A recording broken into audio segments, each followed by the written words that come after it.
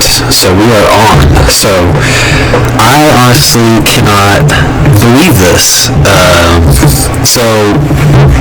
Basically, welcome to the ninth corner of the Octagon. I am your host, Garrett, here with my co-host, Lincoln. What's up?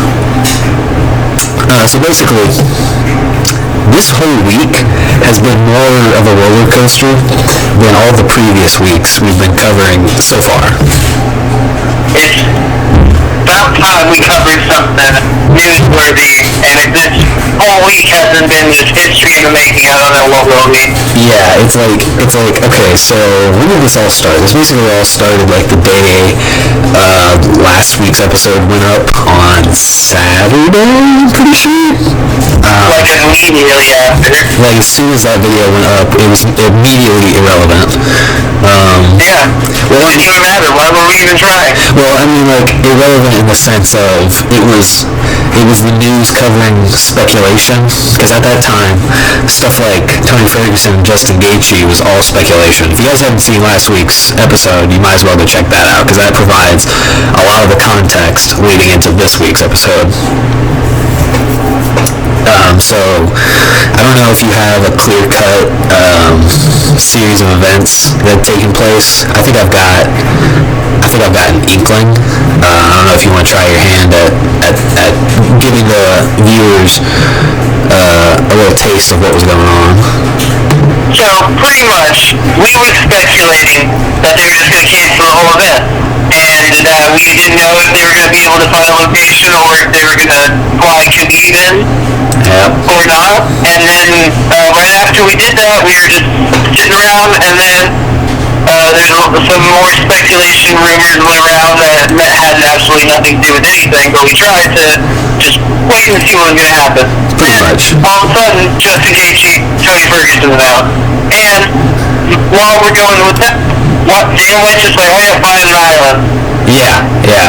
That he was on the cusp of buying an island. So basically went Justin Gaethje and Tony confirmed, oh, by the way, I'm buying an island. I'm purchasing the space. In the next 2 days, as you know. Yeah, and then 2 days later, literally 2 days later, so the higher-ups at Disney were like, gotta shut it down. Way to go, Disney. First you're ruining movies from our childhood, now you're just taking away fights.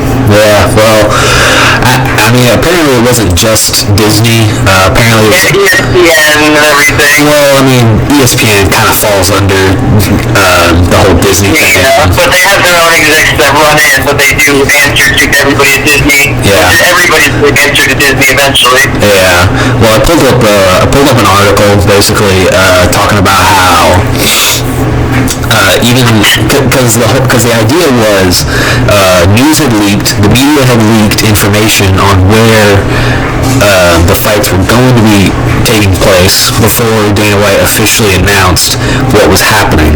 And the place that he was thinking of was a place called Tachi Palace, a casino resort that was supposed to be just outside of Fresno, California. I don't know, it's a resort. I don't know if that means it's technically on the ocean or anything like that. What we did know at the time was that it was an Indian reservation. It was Native American territory, basically, that made itself exempt from the federal government and any regulations that they had set up. So basically it was Dana White literally going around. The best loophole ever. Exactly. He went to a sovereign nation in our nation. Exactly. He literally went around the U.S. government to make this event happen. And ultimately, his partner company in ESPN and then ESPN's parent company in Disney, along with the governor of California, Gavin Newsom, basically just all kind of came together and said, we gotta shut it down. Which, if we're being honest, this is what we said was going to happen last time. They just got our lips wet. Yep. They promised us a lot more than they had before, and and then they just shut us out again. Yeah, they just we're exactly where we were last week, but now it's official. Now it's official. Now, they tricked us a few times before they canceled. Exactly, they really pulled the rug out from under us, and this is exactly what we were talking about last week, in which we were saying that really the best thing for them to do, if they're struggling this hard, just cancel the event. You and I basically sat down and said the smartest thing to do in this situation is just cancel the event, because... And they did everything they could just to do what we said. Basically, that's what it eventually summed up to, and, I'm happy about it, honestly. They said that the UFC has had to close down indefinitely. I don't know what that is going to entail for the future. It makes me a little worried that this might end up being a lot longer of a hiatus, but honestly, if that's what we have to do just to make it through this crisis, that's fine. Yeah. It's almost like, depending on how long this goes, everything gets set back to zero. Yes. And because everybody's not going to be as well trained if they do this immediately upon whenever bans are lifted or anything like that. Yeah. Not everybody's going to be at full caliber. And I'm not sure how I feel about that, but I feel like the experts and the fighters themselves would know that better than us. Yes. So when a fighter is ready to fight. Yeah. But at the same time, it's going to be making them checks. Yeah. That's the tough thing about all this, is that it's going to be a really slow transition. I think everything will look a lot more like the Contender Series or stuff. Yeah. I think for a while there's not going to be a lot of gate money that they're going to be getting. They're going to be getting a lot of crazy fights that have no audiences for a while. I'm sure that at some point they'll say gatherings of 10 people or so is legal again, or more than 10. Mm-hmm. But whenever that happens, I feel like they're going to immediately ramp it up. Yeah. And I was... They said they're going to be the first sport that's up whenever this is up. Whenever all the bands and whatnot are released. Yeah. So I believe that they're saying that, but I don't know how long it's going to last and what effect they'll have. If there's anything that we can learn from what's been happening in the past few weeks, it's that, Dana White can say whatever he wants. At the end of the day, he's just one man, basically, and he cannot go against... He's trying his best. He's trying... I was literally talking to Zeta earlier about how Dana White and how, people, Michael Bisping on his podcast has been talking about how Dana White is likely to go down in history as one of the greatest fight promoters of all time. Not even, more than that. One of the best businessmen, because he has just the drive that I've never seen anybody else. Yeah. And they're just no, I don't care what you have to say, I'm doing it this way. It's crazy because... And it works. Oh, yeah. Almost 90% of the time it just goes exactly how it should. I feel for the guy. I feel more bad for Dana White than I really do anybody else, because he was really trying his best to pull this off for the fans and for the fighters. And we've all had bad management that doesn't care about the ship itself. It cares about, itself as a passenger on the ship. Yeah. This guy sees the big picture, because we've all had bad managers that just weren't there for us. This guy is there for them as much as he can be, with all of the people and stuff that he has to please. He tries his goddamn hardest. Right.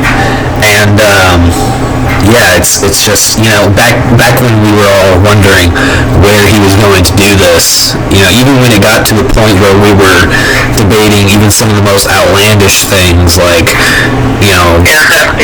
aircraft carrier out in international waters. I think we said island at one point, and you're kind of right. Pretty much, because, even when it was back when we were thinking about it was going to be some crazy solution to this whole thing, knowing Dana White, it wasn't too far from, you can't put it past Dana White that he wouldn't do something crazy like that. And he really tried. He almost pulled off a whole reservation that was going to be dedicated just to this stuff, just so he could keep up with the deadline. But really, at the end of the day, this just kind of honestly, because initially when Justin Gaethje and Tony Ferguson were confirmed earlier this week,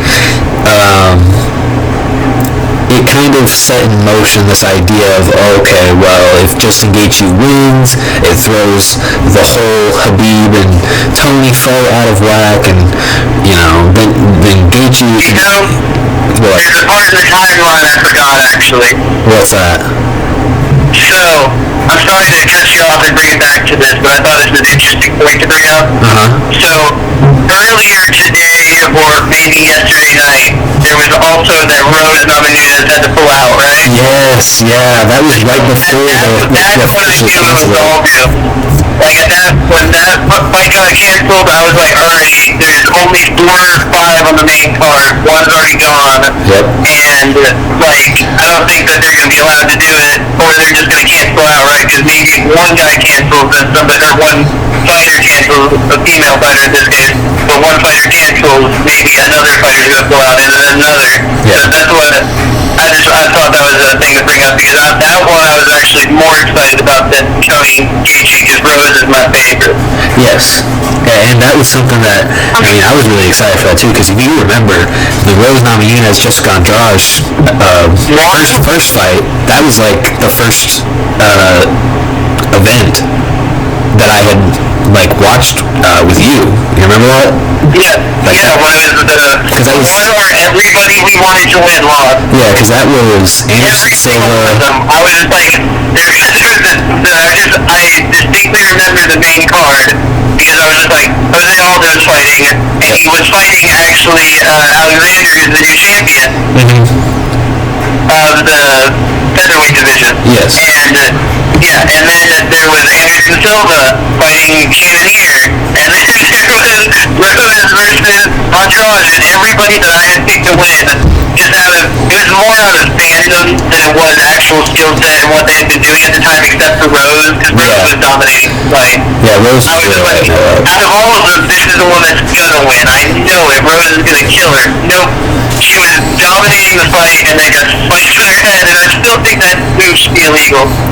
Well, yeah, that's, she got messed up, and she's been out for almost, what was that, a year? Just about. Yeah, and now she's out for even longer, so, we don't know when this whole thing's gonna blow over, but, yeah, it was crazy, because I had heard about that, because that was when that happened. That was only a few hours. This all happened today, Thursday, April 9th. That didn't happen today. I wasn't sure if it was last night or this morning. Did something just happen? I'm pretty sure it was only 2 or 3 hours before the official news had come out that the UFC was going to have to cancel. Because yeah, I saw it, and I kept scrolling and just went, it's a disaster. I can't wait to talk about this.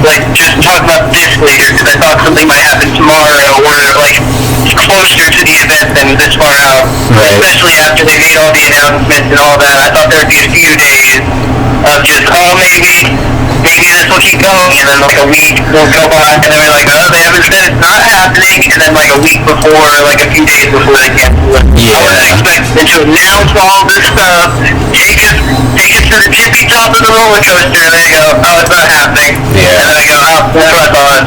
And then we just slowly come back down the hill and go back to start. Yeah, it's just unfortunate, because like you said, with Rose pulling out there, it would have created a whole different fiasco, because when Khabib had to pull out, it created the whole problem of, oh my god, what are we going to do, scrambling, got to figure out who's Tony going to fight, is Tony going to fight, blah blah blah blah blah. Then they scheduled Justin Gaethje, and honestly, I feel more bad for Justin Gaethje than I do any other fighter.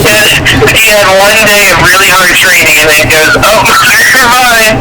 Yeah, that would have been a tough fight for him, honestly, because he wasn't training at the same caliber as someone like Tony Ferguson was, who was actually scheduled to fight, and then you've got Justin Gaethje out here, who's only got a little over, close to 2 weeks notice, week and a half notice. That's tough to try and go into a title fight basically with only that much time to train against an opponent who's been training since November, December. So I have a question for you. What's that? So, more speculation, but I just wanted to get what your idea of this situation is now. Okay. So do you think when this blows over, they keep Tony Justin, or they go back to Khabib Tony? I honestly think that... Because I was thinking about it, and I was just like, I have no idea. I really want to ask Gary what he thinks about it. I think what the logical thing to do... Now, what I think is the logical thing to do is not always necessarily what Dana White and the matchmakers and the company as a whole is going to think is the right thing to do, because I thought that when Khabib pulled out, the right thing to do was to just tell Tony to hold off, wait until, I don't know, now things are changing day by day, so I don't know if the whole wait until August or September thing would have worked out, but just put it off, wait, don't do anything to jeopardize Khabib and the Tony fight. And so when it comes to this situation, we know what they ended up doing. Justin Gaethje got scheduled in, got put in its place.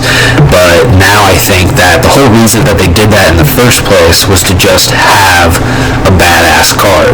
Because Dana White said, I want to build the baddest card for April 18th. And, he worked on that and he tried. And he got Justin Gaethje, who's one of the baddest, motherfuckers in the lightweight division, to go up against El Kakui. And so, from a marketing standpoint, I somewhat understood that. But the thing that I think that they should do is that when all this blows over and everybody can get back to a schedule again, say, let's shoot for the end of the year to be hopeful. I think that they should just go ahead. They should schedule Justin versus McGregor, and I think that they should put Tony Khabib back on the same playing field, put them together on a card, schedule them, because that's the fight we all want. That's the fight we've been waiting to see. It's no offense to Justin Gaethje. That's not saying that Justin Gaethje doesn't deserve a shot at the title, but I think to have Justin Gaethje and Tony Ferguson fight or schedule them to fight come November or whatever, being hopeful, shooting for the stars here when I say that, when I give that time frame, but I think that's putting the cart before the horse a little bit, because we all know that Tony Ferguson has earned that title shot. He doesn't need to be fighting for another interim belt. I said this last week, I think it's an insult to Tony Ferguson. I think it's insulting to Tony Ferguson. Tony Ferguson doesn't care. Tony Ferguson wants to fight, and he doesn't care who he fights. I get that. But at the end of the day, he's earned a title shot. I think he needs that title shot with Khabib. I think Khabib needs that fight with Tony Ferguson just so he can cement his own legacy. He's already the best. I'm also not saying that I don't think Khabib and Justin Gaethje wouldn't be a great fight, but I think that Justin Gaethje needs that one big fight with someone that's not those two. Those two, I feel like, are a story that's already squared away and is just waiting to finally come to an end. And Justin Gaethje, I feel like, he's the Cinderella story that just kind of popped up at the last minute. This was his 15 minutes in the spotlight for this particular moment in time. And now I think that, and honestly, we can all just chalk it up to what it was. It was a fantasy. It was a pipe dream. We all just wanted it to happen. And at the end of the day, that Cinderella story is going to come to an end. Prince Charming's not going to be there unless you do what I think should have been done in the first place. Schedule a fight between him and McGregor. and then just after that, Tony and Khabib can happen, and then we'll just let the cards fall as they may and do whatever. That's my opinion. That's what I think should happen. Do you want to hear what my ideal situation is? Yes.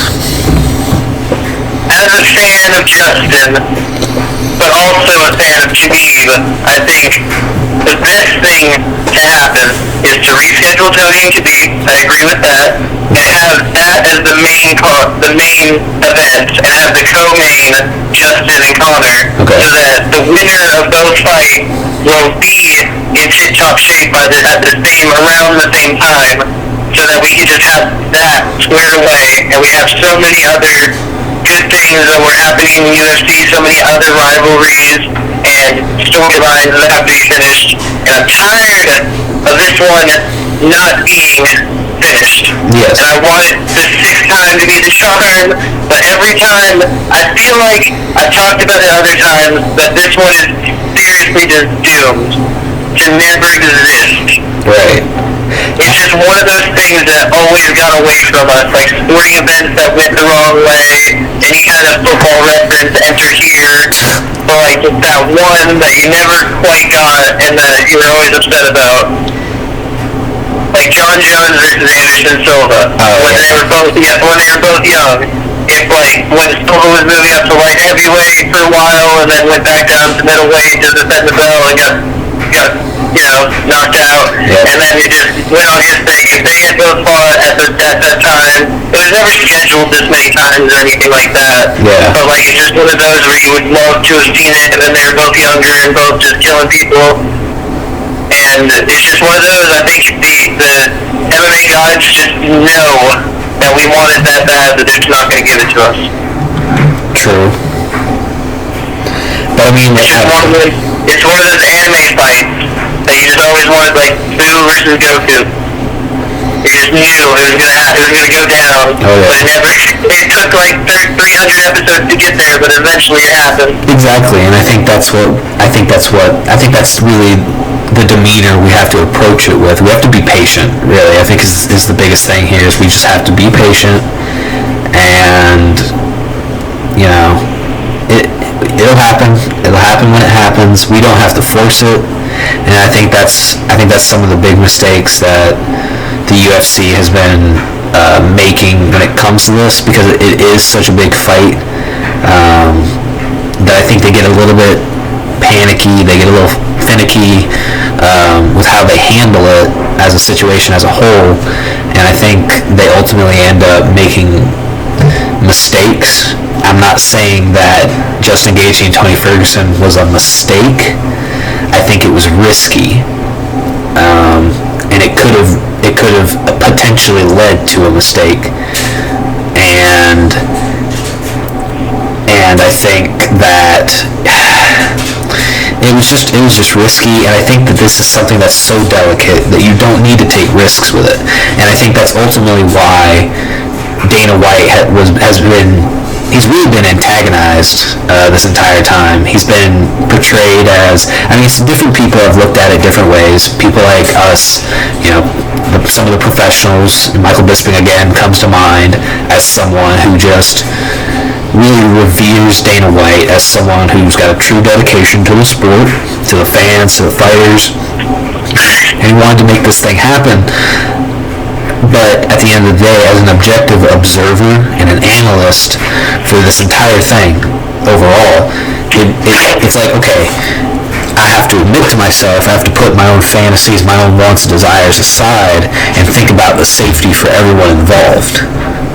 Rose Namajunas, God bless her. I don't know what family members she lost, but she lost 2 family members to the coronavirus, and that just goes to show you right there how serious this whole crisis is getting. Day by day, we're losing all different kinds of people at an exponential rate. We still don't know enough at this time, and that's really what a lot of the higher-ups and a lot of the officials are telling Dana White, that you just need to chill, you need to relax until we know more. We need to understand the curve. We need to understand these testing procedures. you know, because the problem right now is that with the way the virus works and the fact that some people can be asymptomatic and just not develop any of the telltale signs for people that have the disease, it's probably not a smart idea to involve other human beings in the combat sport where it is very easy to transfer these said diseases. And it's just, yeah, I mean, that's really all there is to it. It's really the smart thing to do at this point in time. And like I said, you know, that this was something that it's easy for us to accept it because that was just one of the things that we had to mentally prepare ourselves for, that in this situation where it is that serious out there, and people like Dana White are acknowledging that it's that serious out there, that we as fans just have to prepare ourselves for the possibility that it's not going to happen, because it sounds too good to be true to even happen. You know, people are... That's what I was thinking when they announced that it was going on, that it was going to be Tony versus Justin. Yeah, like it's too clean, you know? It's like, it's too good. It's not going to happen. I really want it to happen, and I'm excited. Oh, yeah. It's not going to happen. And then you've got, you know, I mean, people like Joe Rogan, who, you know, we mention him all the time, but he really is. He's one of the smartest people in the business when it comes to things like this. Because one of the most open-minded to everybody's ideas. Because he's been around so long that he expressed a lot of open criticism, or not criticism per se, but more open concern about whether or not this was even going to go down. Because one of the biggest telltale signs about the whole thing is that up to a few days ago, we had no idea where this event would even take place, where it would even theoretically occur. And that was a huge red flag right there, because if you don't even know where your event is going to take place... He was also saying, I don't know if it's true or not, but he was also saying he didn't want people to protest it or to try to shut him down intentionally.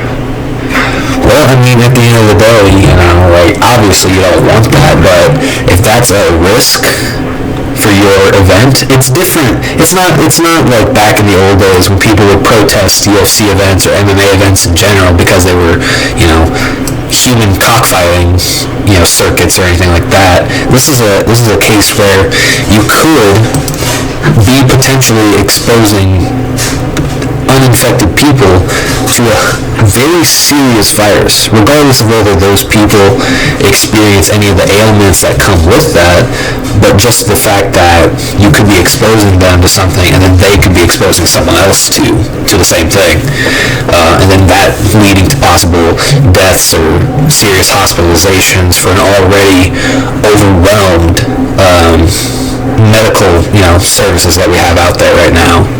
So it really was just the smartest thing for everybody to sit there and say, all right, Dana, you need to stop. You need to take a seat back, step down, chill. Because, I mean, he had, you know, political officials, he had government organizations, and he had Big Brother itself, you know, Disney, you know, staring down his back. And I mean, at the end of the day, it was just, bro, you gotta chill. And I'm happy for it, because that leaves the potential for us to get into the Tony Ferguson Khabib fight. I'm down with that. And I gotta say, you know, it just makes sense, you know. That's really all there is to that. We don't know when the UFC is going to get back into gear. As of right now, it's shut down indefinitely. We don't know when it's going to come back. We don't know when, you know, to look forward to it. All we can really hope for right now is that it happens hopefully at the end of the year, towards the end of the year. That's just, again, being hopeful. And we'll try our best to keep everybody updated, you know, like we do once a week on the major stuff that's going down, if there are any rapid developments, or if there's just really anything going on in the MMA, UFC world, respectively. So, do you have any final words on that subject? No, I do not. I believe you covered it very thoroughly, sir. Yes. So now I guess we'll just sit around, shoot the shit for just a moment, because that's really the major stuff. There's not really anything else that's major going on, but I figured we'd go ahead and we'd talk about a few other things. There is that one thing that happened earlier this week that I think you'd get a real kick out of talking about. You know what I'm talking about? I thought you were going to say that's what I'm talking about, and I thought there's a follow-up. I do not know for sure what you're talking about. It is... Take a guess. I think you know what it is. Is it what Izzy said? Oh, I don't even know anything about what Izzy said. Okay, then I'll bring that up after. Go ahead and say what you're going to say. I was just going to say, I was going to talk about the whole Anthony Smith fiasco that went down. What was that? You cut out a little bit. What happened with Anthony Smith? No, I don't think You texted me. Remember Anthony Smith fights home intruder? Oh, I'm sorry. I completely misunderstood. Yes. Yeah. So basically... One of the craziest, of all the things that could have gone down during this quarantine pandemic, the one thing I didn't think about was some crazy guy breaking into a UFC fighter's house. I mean, geez Louise, like, just like, I can't imagine, what he had to go through in that instance. So basically, for you guys that are unaware, UFC light heavyweight contender Anthony Smith, this past week, I forget the day, but basically this past week, Anthony Smith of the light heavyweight division was basically more or less attacked in his home by a home invader, and he had to essentially just wrestle this guy. I mean, no, not wrestle him. He beat the shit out of this guy, and just basically beat the shit out of him until the cops came. And then the cops came, and next thing you know, Anthony Smith is telling everybody about how he almost shit his pants in one of the scariest fights he'd ever had in his entire life. It's not something you want to wake up to. No, I mean... The guy yelling. Oh, yeah. And that was another thing. Kind of, he's saying that there's other people in the house, but there's not, or they got away. I'm not sure exactly how that plays out, because, you only have one perspective of it. Right. If I were to venture a guess on basically what had happened, based on what Anthony Smith, the story was, is that there was a man in his home. He woke up at 4 a.m. His wife told him that she heard someone in the house. And keep in mind, this is Anthony Smith, his wife, his mother-in-law, and his 3 daughters, I'm pretty sure. And basically he gets up, and apparently there's some grown man screaming at the top of his lungs. But just based on that alone, I have to assume drugs were involved. This man was probably high on something, and it could have been with this whole situation, somebody just finally broke. Maybe somebody could have had a nervous breakdown. Something like that. I guess the thing that makes me think drugs the most is that apparently the guy didn't have a weapon. The guy didn't have a weapon on him or anything.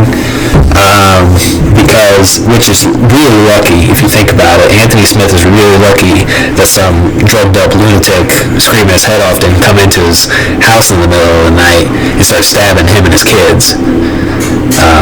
Because easily at any time during that scuffle that he describes that he had, he easily could have been stabbed or shot. He kept saying he kept expecting a gunshot to go off.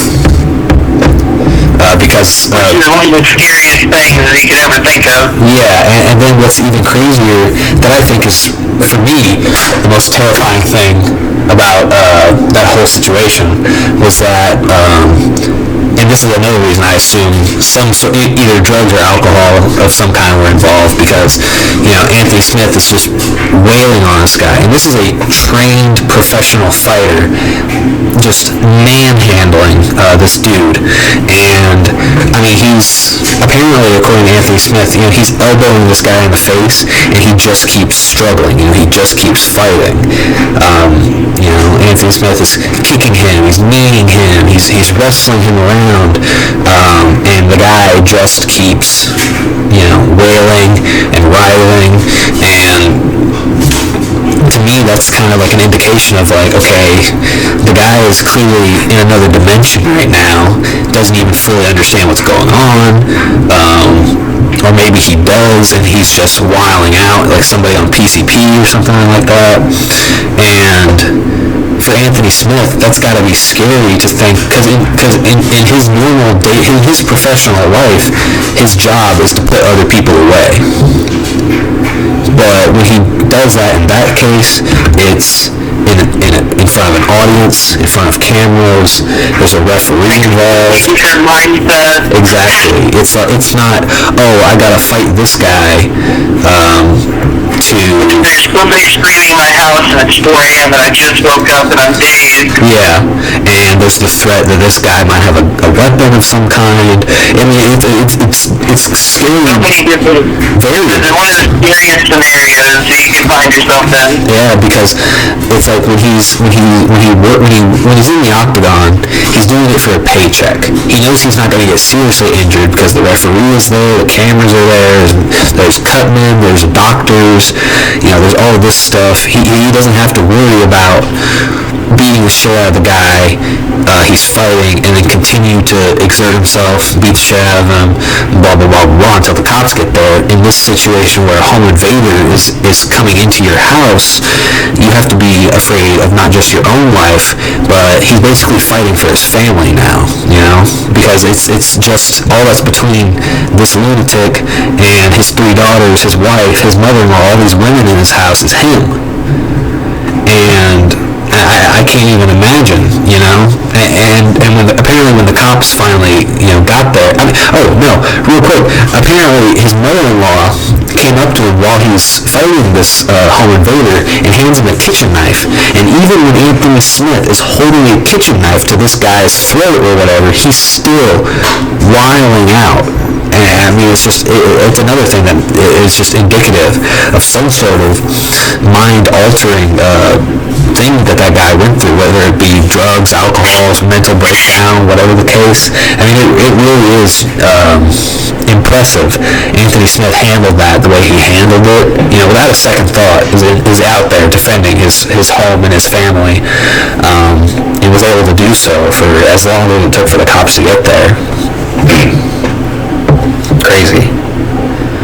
A very strange and violent and just heart-wrenching story that I was not expecting to have at the time whenever the UFC is making announcements. You know what I'm really confused about? What's that? How he can fight off a drug-crazed, home invader, but he can't beat John Jones.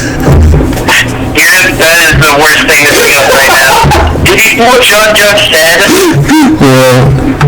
In the midst of him getting a DUI and just being, John Jones. Yeah.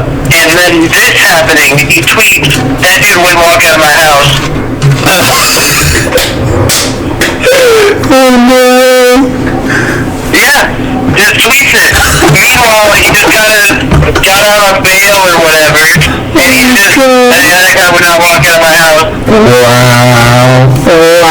Because Anthony Smith, he was not a man. Wow. He didn't say that, but that's pretty much what he was saying, and I was just like, what a fucking asshole. Okay, so in my defense, I was just making a joke at his professional career. It wasn't what you said. It just reminded me. I completely forgot that he said that until you brought that up. What? And I was like, oh yeah, he did tweet about that he's better than Anthony Smith. What an asshole. What a guy. I mean, like, that takes some balls. And I'm not trying to give him credit. I'm not trying to give Jones credit. On the clasp of him getting arrested. Yeah, I mean... So meanwhile, this is how messed up the world can be sometimes.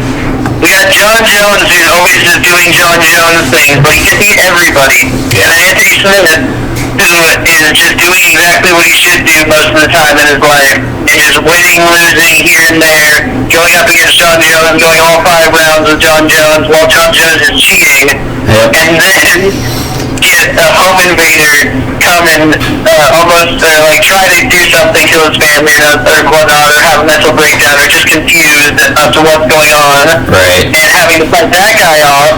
And meanwhile, John Jones is the one that gets to tweet something smart after all this. Yeah, gets to go out on bail. Somehow he got away with all of it. It's messed up. It's not right. It's not right. I think because of this, Anthony Smith has earned another title shot. Sorry, John McClellan. No, I wouldn't say that, but I was thinking that after this, Anthony Smith goes on like a 10-fight win streak or something crazy. Yeah, because fighting professionally, fighting in an octagon must mean nothing now. Yeah, now he's not scared of it at all. He knows he can go and keep going, and he knows the feeling of literally your life depending on it, which not a lot of other fighters do unless they've been in this type of situations before. Right, unless they've been like war or something. Type characters. Yeah, people that are like, I don't know. Actually have been fighting their whole life. Yeah, like in actual street fights. Every situation that they live in. Yeah, or people that have been to like war, people that have been overseas or something. I could totally. I'm not sure if a lot of UFC. I know there's a few of them, but I don't know how many of those have had like hand-to-hand combat type situations overseas or whatnot. Well, I just mean like the idea of not even the actual being in actual combat, guns fired. Yeah, I see what you're saying. I misunderstood that. My bad. No, you're okay. It really is just this idea of. Your life is actually on the line right now. Yeah, and even in the case of people that have been, in actual combat, it's not just you. When it comes to Anthony Smith's situation specifically, it's not just you he was having to worry about. It was his whole family. If he failed, their lives could literally be in danger. Yeah, and if you got shot by the time. If you got shot before the cops came and that guy went upstairs and just started shooting everybody else before the cops got there and ran off, that's, Anthony Smith, him and his whole family would be dead. But, thank heavens above, Anthony Smith, went in there, acted like a goddamn man, beat the shit out of some assailant. He handled it like a man. What was the weirdest thing that I had heard about the end of that story is that when the police came and arrested the guy and they were hauling him off, when his face is all bruised and swollen and beaten, he looks at Anthony Smith and he's just like, I'm sorry. Almost seeming like... What? Yeah, apparently he apologized to Anthony Smith as he was being hauled off. And so it is quite possible he had like a mental breakdown if he was like lucid after it. That's what I think. That's why the whole drugs and alcohol thing got kind of put off in my mind, because I was like, how do you go from screaming your lungs off to jumping into a full-on, knockdown, drag-out brawl with this guy whose house you invaded to... Hey man, I'm sorry I broke in. Yeah, sorry I scared the shit out of you and your daughters and scarred them, mentally for life.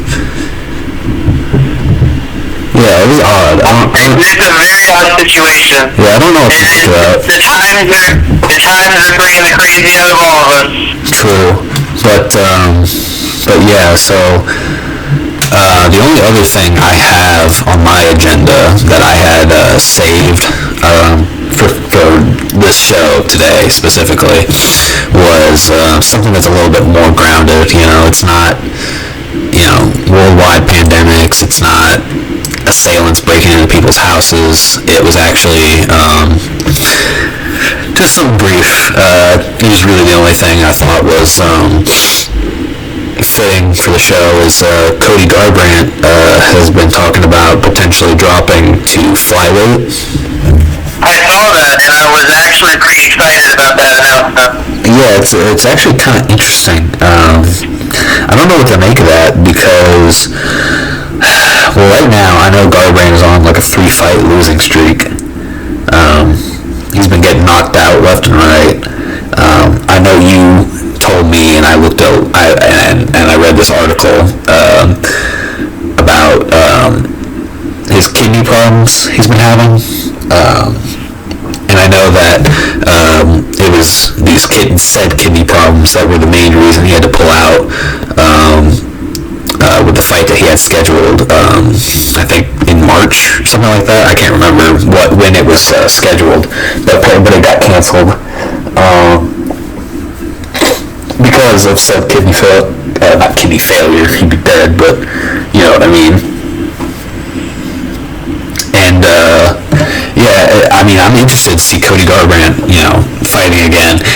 If it's at flyweight, that it's interesting because he says this interview between him and Brett Okamoto came out after responses that Garbrandt sent to Henry Cejudo, because the whole controversy now with Henry Cejudo is that he's got a fight scheduled with Jose Aldo whenever that comes to fruition.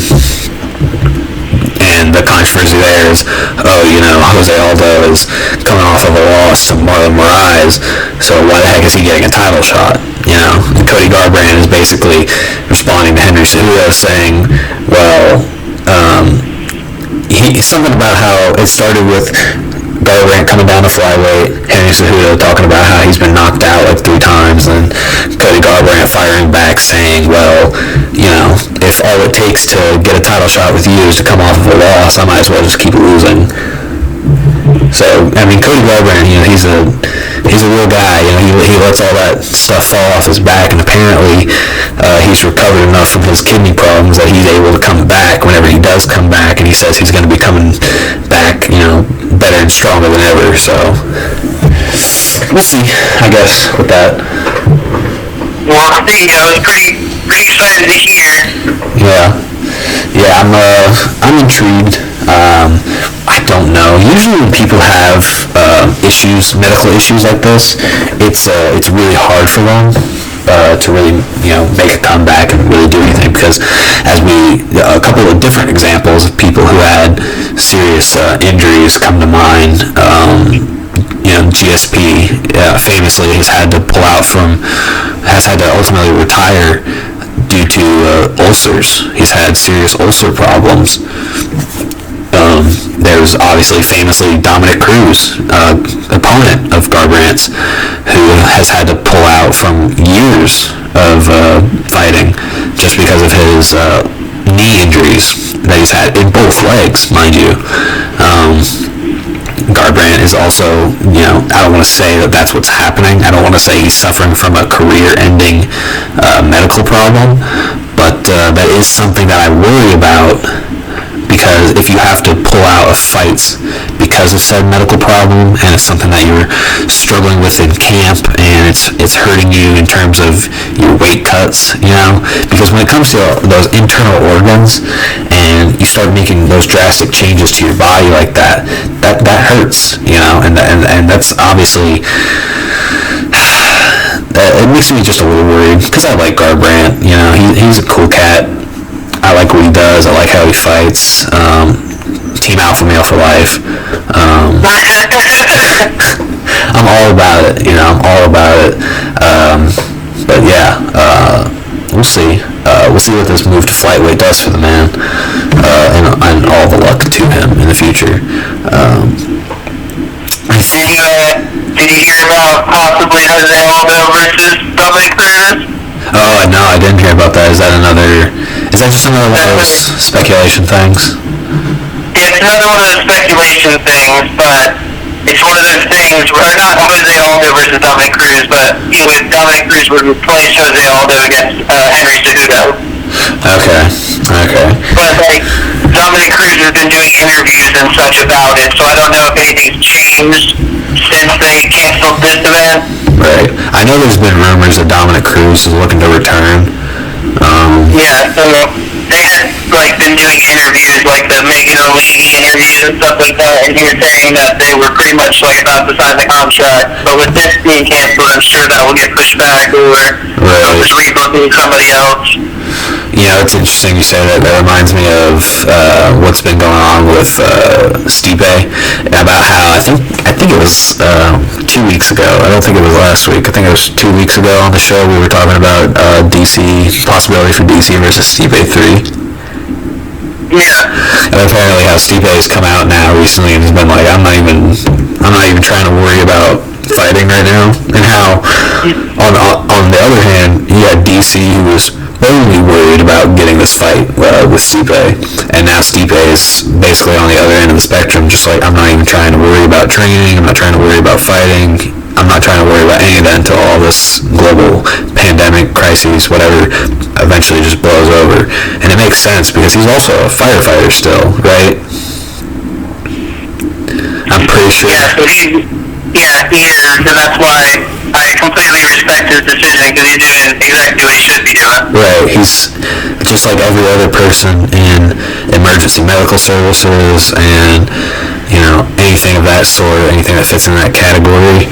As a firefighter, you know, he's probably really, stressed for time as it is, that he doesn't need to be worrying about, he's got his hands full enough as it is, he doesn't need to be worrying about training, you know, he doesn't need to be worrying about the next possible hardest fight of his life, and I respect and totally agree with that. It's definitely the most respectful reason out of everybody's excuses that they could ever have. Yeah. It's like a real reason. He's a real damn man. They don't make men like him anymore. Nope. Good old American raised. And honestly, I think that's... Is that it? Is that what? I said, is that it? Is that all we've got? I'm pretty sure that's... Because that's I think that's all we got. That's all I've got. We got about a good hour of material out of 3 or 4 weeks of no events, just crazy news. Oh yeah, just the shit that just keeps hitting the fan. So yeah, that's all I've got. That's all I've got, sir. Yeah. I'm glad we brought up most of these topics, because some of them I had forgotten, because I was mainly just wanting to talk about the whole UFC 249. Yeah, the biggest news. I'm glad we covered that first. Yeah, we got that out of the way. Yeah. Skipped up. Yeah, so guys, that's basically it from us for this week. Make sure you guys keep tuning in for comprehensive overall analytical look at the news with MMA that's going on. We'll try to keep ourselves updated as we go along, and then vice versa. Therefore, keep you guys informed. So thank you all for watching this week's episode of Ninth Corner of the Octagon. This is our 6th episode, correct? I believe so. Yeah, so just like... Not including the shorts. True, yes. Just like Habib and Tony, 6-time the charm. 6th one's always the best. There we go. Yeah, so... Be safe and wash your damn hands. Exactly, and hopefully you guys have a wonderful night, day, or whatever it is you're having. So that's going to be it from us. We will... 104 days of summer isolation. We'll see you guys later. Peace. See ya.